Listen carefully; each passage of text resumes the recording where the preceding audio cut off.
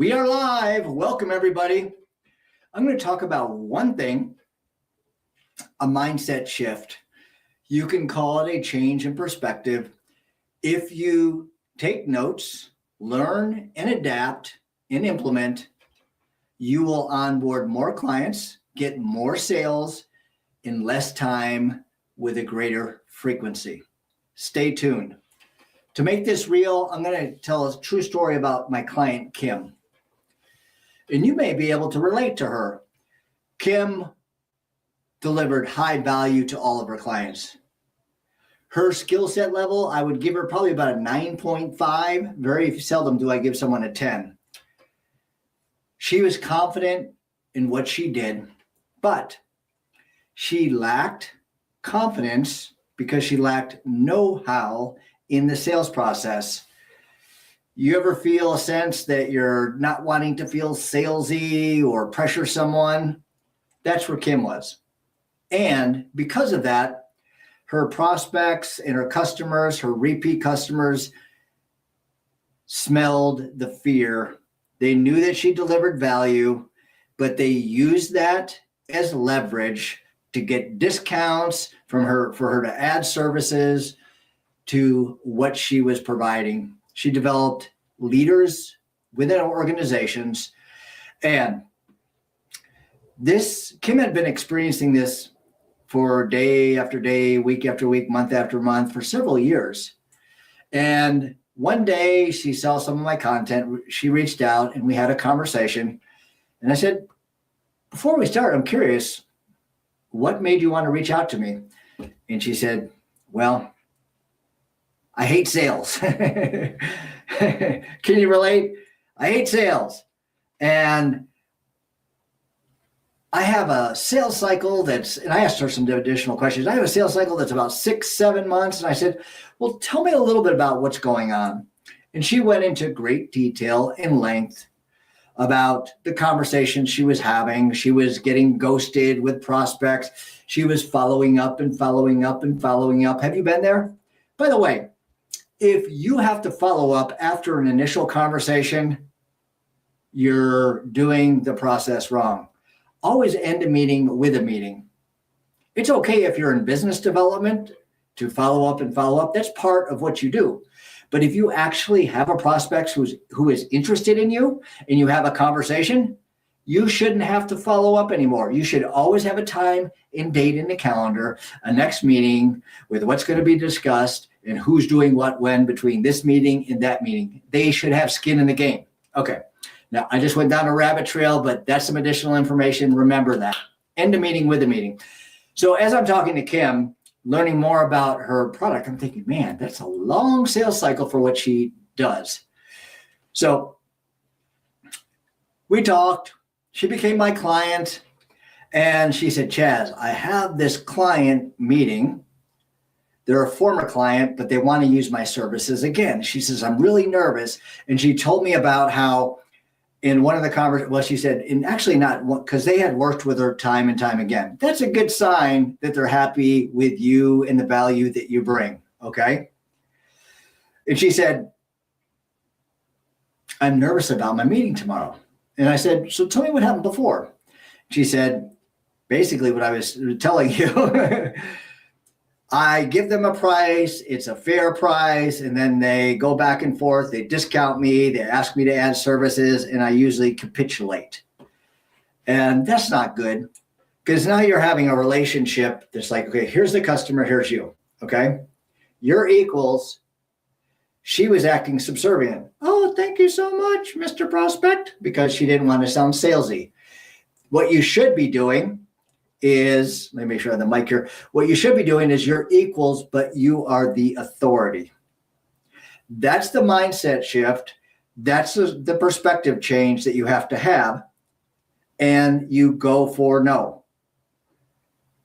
People get weary of salespeople. Ask, does that make sense? And just asking the yes questions over and over. So you're reviewing your proposal. And so this will do this and this. Does that make sense? You agree with that? They get weary. When you're asking yes questions all the time, it raises their buyer defense system. better to use no questions and throw those in consistently. So I prepared her for the meeting. I went through this model with her. You're here. You need to be here as the authority. And we prepped, did a little role playing back and forth. This was going to be a large contract for her, something like $50,000 before the discount. And so, what do you know? They got to the end of the conversation and they had the decision makers in the room. She did a really good job doing that because she wasn't getting the decision makers in the room. That's a video for another day. And she presented a solution and she asked, what would you like to do next? And they said, well, that's a little steep in the price. And plus, I don't think we need this. And we like to add this. So if you could do that, we're good for moving forward. And so Kim took an unnoticeable deep breath and prepared herself. She said, I don't think I'm going to be able to work with you all. And they were like, what? The CEO said, what do you mean? She said, and I'm so proud of her. She said, and here's what she's going through her mind. Okay. This is where she was, equals. Now she went from subservient to equal to the authority. She said, you know, I provide value for you all. And you have this problem, and this problem. And those problems are keeping you from getting to your goal. I gave you the exact solution delivered in the right way to ensure not only do you burst through those not the goal, but the obstacles, but get to the goal. So those obstacles are no longer challenges that are keeping you stuck. And you've told me how this is affecting you with the frustrated, and Dan was bleep, bleep, bleep, because this guy was cussing, bleep, bleep, bleep. I'm sick and bleep of this. That's how you know you're getting to good pain. When you hear some colorful language. If you don't have that level, you probably haven't gone deep enough. So with the changes you're making, it's not going to be the right solution. So I'm not going to be able to work with you. I appreciate you guys. I appreciate all the business that you brought to me.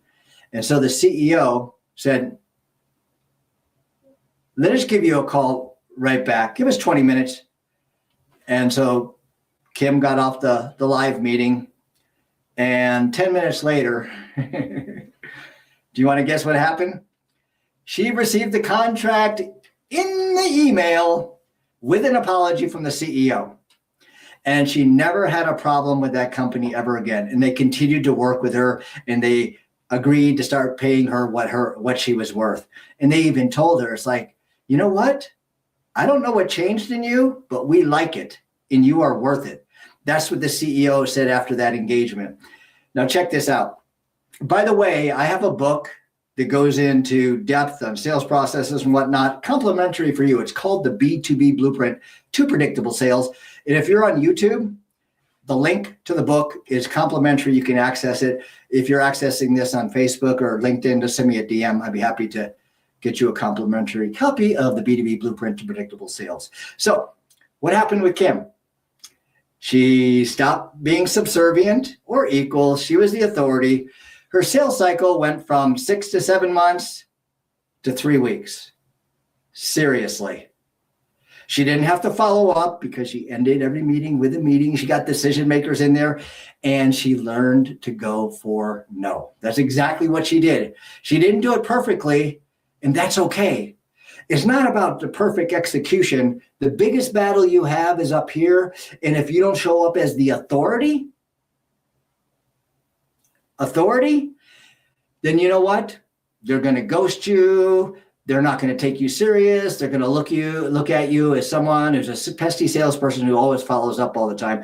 And by the way, if you're contacted them and you got to keep following up, the more you follow up, the less they see you as an authority. And the more they see you as a pesky salesperson. So the best way to alleviate the idea in your mind that you're a salesy salesperson is just to be the authority and communicate in such a way that they understand you know what you're doing and you have certain standards and you're not going for discounts. Because when you start getting into the discount game, that just means that you haven't provided enough value and you probably haven't gone deep enough in uncovering the problem. And most importantly, what that problem is costing them as a company, and most important, what that problem is costing the decision maker or decision makers. So change your perspective, show up as the authority, and go for no. You've got this.